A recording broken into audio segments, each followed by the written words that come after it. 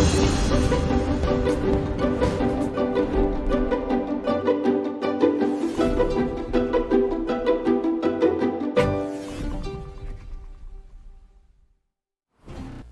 اللہ الرحمن الرحیم۔ عزیز دوستوں، امید ہے آپ خیریت سے ہوں گے۔ آج ہم ایک اہم موضوع پہ بات کرنے جا رہے ہیں۔ جیسے کہ آپ کے علم میں ہے کہ آج کے دن ملتان میں کچھ ایک سینئر پولیٹیشین جاوید ہاشمی صاحب کی پراپرٹی پر حکومتی ریڈ کیا گیا، اور وہاں پہ حکومتی جبر و تشدد کا ایک مظاہرہ ہوا، جس میں ان کی بیٹیوں کی جو جائیدادیں تھیں یا پراپرٹیز تھیں ان کو ڈیمولش کیا گیا۔ ہم اس موضوع پہ آج تھوڑی سی بات کرنا چاہتے ہیں کہ آیا یہ جو حکومتی رویہ تھا، کیا وہ قانون کے دائرے میں تھا، کیا وہ درست تھا یا نہیں تھا، اور اس رویے کی وجہ کیا ہوئی، کہ ایسا کیا پیش آیا کہ جس کی وجہ سے یہ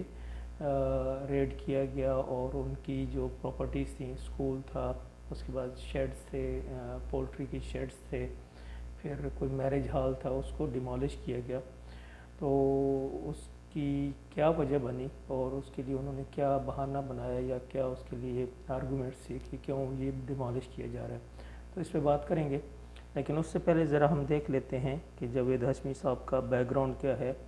جاوید ہاشمی صاحب جو ہیں، ان کی جو ایج ہے وہ تقریباً 73 ایئر ہے۔ 1948 میں یہ پیدا ہوئے، اور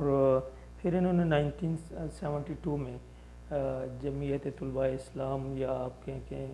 جو جماعت اسلامی کی ذیلی تنظیم تھی، اس کو جوائن کیا۔ پھر ضیاء الحق کے دور میں 1978 میں 1978 میں انہوں نے ضیاء الحق کی جو کابینہ تھی اس میں شمولیت اختیار کی، لیکن کچھ عرصے بعد ریزائن کیا۔ یہ خود جو ہیں 1985، 88، پھر 90، 97، 2008 اور پھر 2013، ان تمام ایئرز میں یہ ایم این اے منتخب ہوتے رہے ہیں مختلف سیٹ سے۔ اس میں 2008 میں یہ راولپنڈی اور ملتان 2 سیٹوں سے منتخب ہوئے تھے، لیکن انہوں نے پھر پنڈی کی سیٹ چھوڑ دی تھی اور ملتان کی سیٹ کو رکھا تھا۔ اسی طرح سے جو ان کا سیاسی سفر تھا، انہوں نے مرشلا، جب ضیاء الحق کے مرشلا میں انہوں نے کافی جدوجہد کی اور کافی پروٹیسٹ وغیرہ تھے، اور جیل وغیرہ اور اس طرح کے معاملات ان کے چلتے رہے۔ پھر انہوں نے پاکستان مسلم لیگ نون، جو نواز شریف صاحب کی پارٹی ہے، اس کو جوائن کیا، اور جب پرویز مشرف نے 1998 میں کو کیا اور مرشلا لگایا، اور نواز شریف اور اس کی فیملی پاکستان سے باہر چلی گئی، تو ان کی غیر موجودگی میں جاوید ہاشمی صاحب نون لیگ کے پریزیڈنٹ بن گئے اور پریزیڈنٹ رہے، اور انہوں نے تقریباً 1999 سے لے کے 2005 تک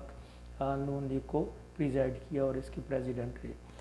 اور اس دوران کیونکہ یہ پرویز مشرف کے خلاف کافی بولتے تھے، یا ان کی جو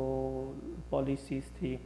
مرشلا تھا، تو ایک اسٹرانگ وائس تھے، آواز تھی اپوزیشن کی، تو ان کی آواز کو دبانے کے لیے ان کو 29 اکتوبر 2003 میں گرفتار کر لیا گیا، اور ان پہ چارجز یہ لگائے گئے کہ جی انہوں نے بغاوت کی ہے، ٹھیک ہے۔ اور اس کا پھر کیس چلا، جب کیس چلا تو ان کو پھر اپریل 2004 میں جیل کی سزا دے دی گئی، 23 سال کی، 23 سال سزا دی گئی جیل کی۔ لیکن پھر 3 اگست 2007 میں ان کی بیل ہو گئی، جب چیف جسٹس افتخار چودھری بحال ہوئے۔ اس کے بعد یہ ان کی کورٹ میں ان کا کیس چلا اور ان کی بیل ہوئی اور یہ رہا ہوئے۔ انہوں نے تقریباً 3.5 سال جیل میں گزارے مشرف کے دور میں۔ پھر انہوں نے 24 دسمبر 2011 کو پی ٹی آئی جوائن کی، اور پھر پی ٹی آئی کے ٹکٹ پہ انہوں نے اسلام آباد کی سیٹ 2014 کے الیکشن میں 13 کے الیکشن میں جیتی، اور لیکن 2014 میں ان کے اختلافات ہو گئے دھرنے کے دوران عمران خان سے، ان کی پالیسی سے، ان کی جو اسٹیبلشمنٹ کے ساتھ مل کے ایک جمہوری حکومت کو ہٹانے کی یا اس کو کمزور کرنے کی جو پالیسی تھی اس کی وجہ سے ان کے اختلافات ہوئے اور انہوں نے پھر ریزائن کیا، اپنی سیٹ بھی چھوڑ دی تھی، اور ساتھ ہی ان کو 26 سپٹمبر 2014 کو عمران خان نے پارٹی سے نکال دیا۔ پھر 12 مئی 2018 کو انہوں نے دوبارہ مسلم لیگ نون جوائن کی، لیکن پھر 2018 کے الیکشن میں یہ سیٹ حاصل نہیں کر سکے۔ بہرحال یہ ان کا سیاسی سفر تھا۔ ابھی کچھ دن پہلے جو ابھی ان کی جو پراپرٹیز کو ڈیمالش کیا گیا، ان کی جائیدادوں کو خراب کیا گیا، اس کی وجہ کیا ہوئی کہ انہوں نے کچھ دن پہلے جو ہمارے آرمی چیف ہیں قمر جاوید باجوہ، ان کے بارے میں کچھ باتیں کی اور ان سے کہا کہ آپ آئین اور قانون کے مطابق چلیں اور ایز اے سروینٹ۔ پھر ان کی کچھ ٹویٹر پہ آپ دیکھیں گے کہ شعیب امجد ایک ریٹائرڈ جنرل ہے، ان کے ساتھ بھی کافی ساری چلتی رہی، ایک ریلی چلتی رہی، آرگومنٹس چلتے رہے۔ تو اس کے بعد ہی اچانک ہی یہ ریڈ کیا گیا، اور اس ریڈ میں پہلے یہ کہا گیا کہ یہ جو ان کی جائیدادیں ہیں یا یہ جو پراپرٹیز تھیں یہ اوقاف کی زمین پر ہیں، لیکن بعد میں جو حقائق سامنے آئے تو پتہ چلا کہ جو اوقاف کی پراپرٹی ہے تو وہ تو اس گاؤں میں ہے ہی نہیں جہاں پہ حکومت نے کہا کہ یہ اوقاف کی پراپرٹی۔ پھر حکومت نے ایک اور اس پہ پھر بہانہ ہیلہ سازی کی کہ جی یہ پراپرٹیز جو تھیں ان پہ کچھ میٹر لگے ہوئے تھے وابڈا کی، اور وہ کمرشل تھے یا کمرشل نہیں تھے تو ان کو کمرشل یوز کیا جا رہا تھا۔ اور پھر یہ بھی کہا گیا کہ ان کا جو میرج ہال تھا اس کا جو نقشہ ہے وہ اپروو نہیں تھا۔ اب وہ جو ان کا اسکول ہے جو میں نے بھی اسٹڈی کیا ہے، ان کا اسکول تقریباً 15 سے 20 سال پرانا تھا۔ اگر اسکول کا نقشہ اپروو نہیں تھا تو اس کو نوٹس دیا جا سکتا ہے اور نوٹس دے کے اپروو کرایا جا سکتا ہے، اس کی جو بھی لیگل وے ہے، اور اگر اس میں کوئی فیس ہے یا جرمانہ ہے تو وہ ہو سکتا تھا اس کو لیگل۔ سملرلی ان کا جو میرج ہال تھا اس کا بھی نقشہ اگر اپروو نہیں تھا تو اس کو بھی لیگل نوٹس دیا جاتا اور اس کو اپروو کرایا جاتا، اور جو ان کے اس پہ جرمانہ ہو سکتا تھا وہ کر دی۔ لیکن یہ اگر وہ ان کی اپنی پراپرٹی ہے تو اس کو ڈیمالش کرنا قانوناً میرا نہیں خیال کہ وہ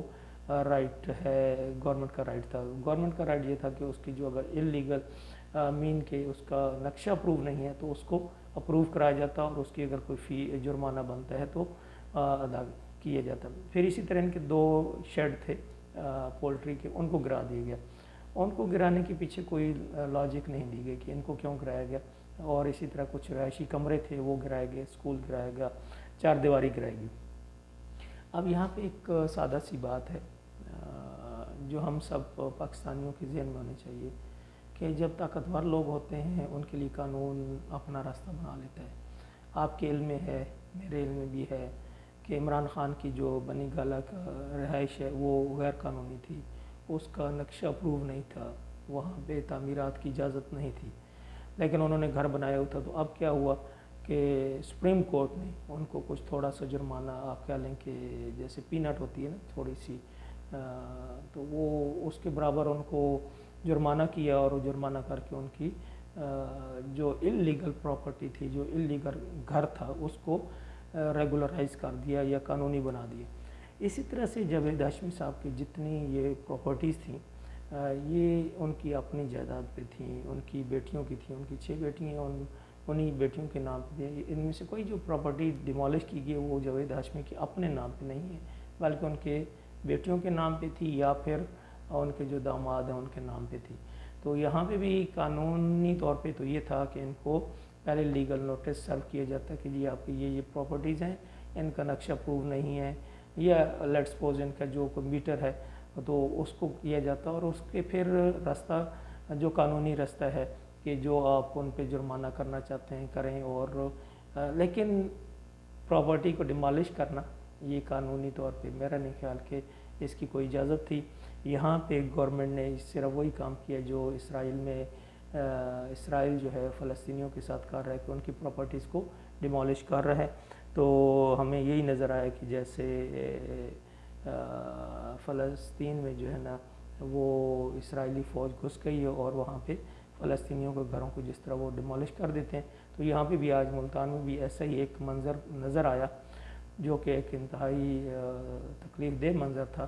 کہ جو ریاست ہوتی ہے وہ تو اپنے شہریوں کے حقوق کی حفاظت کرتی ہے، ریاست ماں کی طرح ہوتی ہے، وہ تو اپنے شہریوں سے کوئی غلطی ہو بھی تو جائے تو وہ بھی کوشش کی جاتی ہے کہ کوئی ایسا راستہ نکالا جائے کہ شہریوں کو نقصان کم سے کم ہو۔ لیکن یہاں پہ تو ریاست نے جبر اور تشدد اور ظلم کا رویہ اختیار کیا، اور وہ صرف اس وجہ سے کہ جاوید ہاشمی نے کچھ اپنی آراء اور جو ان کا جمہوری حق ہے وہ میڈیا پہ اور پریس کانفرنس میں کہہ دی، تو اس کی وجہ سے ان کو عبرت کا نشان بنانے کے لیے یا ان کو سزا دینے کے لیے یہ ایک انتہائی ظالمانہ قدم اٹھایا گیا، جس میں ان کو کروڑوں کا نقصان پہنچا۔ اور اب میں ایز اے پاکستانی شہری، اور یہ یہاں پہ میری رائے ہے اور میں یہ مطالبہ کروں گا کہ گورنمنٹ سے کہ ان کا جو نقصان کیا گیا ہے اس نقصان کا ازالہ کیا جائے، اور اس نقصان کے جو ذمہ دار ہیں جنہوں نے اس غیر قانونی کام کا حکم دیا ہے ان کا تعین کیا جائے اور ان کو قرار واقعی سزا دی جائے۔ انشاءاللہ